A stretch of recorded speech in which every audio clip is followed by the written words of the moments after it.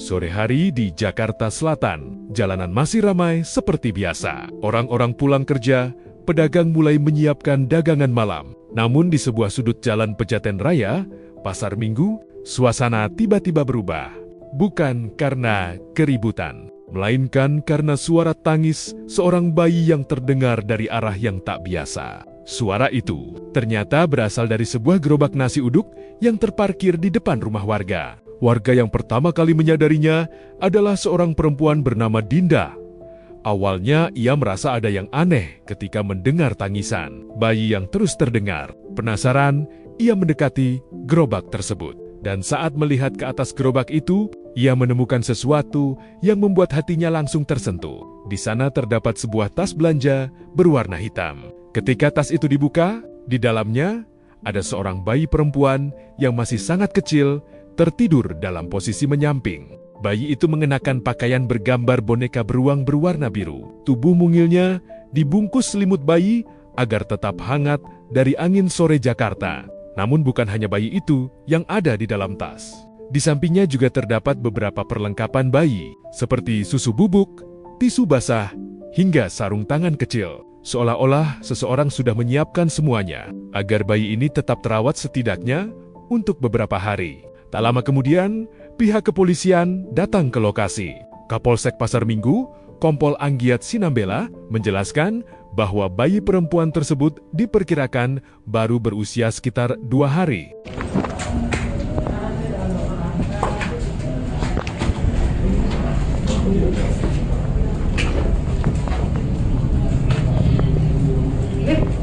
Bawa itu hari?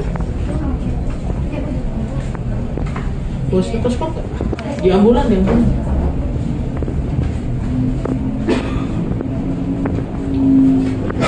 Nanti kita bawa ke pusat Pasar Minggu. Iya. Untuk pemeriksaan juga Pak ya? Iya, Iya. haruslah.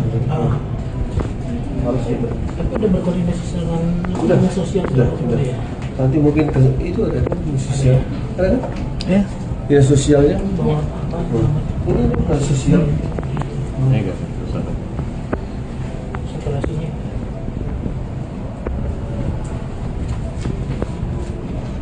Namun, yang paling membuat siapapun terdiam adalah secarik surat yang ditemukan di dalam tas tersebut. Surat itu ditulis tangan, tulisan sederhana, tapi terasa sangat berat. Surat itu ditandatangani oleh seorang anak bernama Zidan yang mengaku berusia 12 tahun. Dalam suratnya, Zidan menulis, "Assalamualaikum Bapak Ibu yang menemukan adik saya. Saya Zidan, ingin minta tolong untuk merawat adik saya, karena ibu saya meninggal saat melahirkan. Tolong anggap seperti anak sendiri, karena saya tidak akan menemukan atau mengunjunginya lagi. Saya tidak mau masa depan dia seperti saya.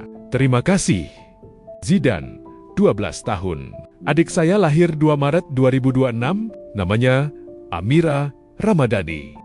Bayangkan, di usia yang baru 12 tahun, usia di mana kebanyakan anak masih sibuk sekolah, bermain, dan bercita-cita tentang masa depan, Zidan justru harus menghadapi kenyataan yang sangat berat. Ia kehilangan ibunya saat proses melahirkan sang adik, dan harus memikirkan bagaimana masa depan bayi yang baru saja lahir itu.